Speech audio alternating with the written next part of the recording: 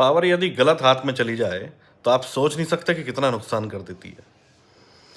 Power आने के बाद आदमी खुद को भगवान समझने लगता है और वो सोचता है कि जो हूँ बस मैं ही हूँ।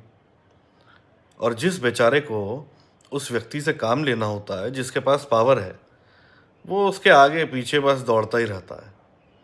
अब सोचिए कि यदि कोई व्यक्ति मजबूर हो, जिसके साथ कोई समस्या हो, जिसका काम नहीं हो रहा हो और उसको एक ऐसे आदमी के आगे पीछे घूमना पड़ रहा है जिसकी सही मायने में तो औकात कुछ है नहीं, पर किसी कारण से उसके पास सत्ता है, उसके पास कुर्सी है, तो उसकी क्या स्थिति होगी। ऐसे हर दफ्तर में कुछ कुछ भगवान घूम रहे हैं जो ऐसे कुर्सियों पर बैठकर अपने आप को समझ रहे हैं कि हम बहुत बड़े शहंशाह हैं। लेकिन मनुष्य को ये बात याद रखनी चाहिए कि अंत तो रावण का भी होता है, अंत कंस का भी होता है, सबका अंत होता है और एक दिन ये कुर्सी का भी अंत हो जाता है। इसलिए आप कैसा लोगों से व्यवहार करते हैं ये बहुत इम्पोर्टेंट है। किस प्रकार लोगों से आप बात करते हैं, कैसे उनको ट्रीट करते हैं जब आपके पास पावर है, वो बहुत ज़्यादा महत्वपूर्ण बात है। कभी भी सत्ता का अहंकार नहीं करना चाहिए और ये जान लेना चाहिए कि सत्ता सदैव रहने वाली नहीं है। सत्ता तो आज है और कल नहीं है। जैसे कल कांग्रेस थी, आज बीजेपी है और हो सकता है कि कल कोई दूसरी पार्टी आ जाए।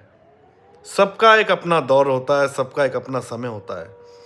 लेकिन ताकतवर समय जब मनुष्य का होता है, उस वक्त वो नशे में बहुत अंधा हो जाता है और जैसे ही मनुष्य का समय कमज़ोर आता है, वो ऐसा लाचार और बेबस हो जाता है कि जैसे मानो वो अपना समय भूल ही जाता है जिस समय उसके पास ताकत थी।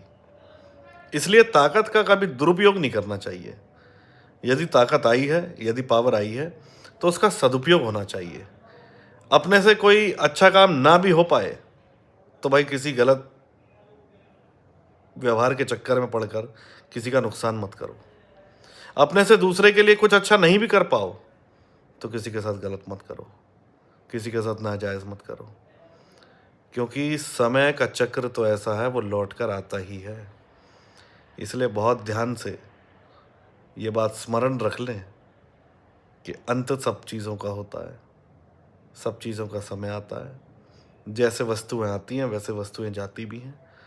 वस्तुओं के आने पर अहंकार ना करें, वस्तुओं के जाने पर शोक न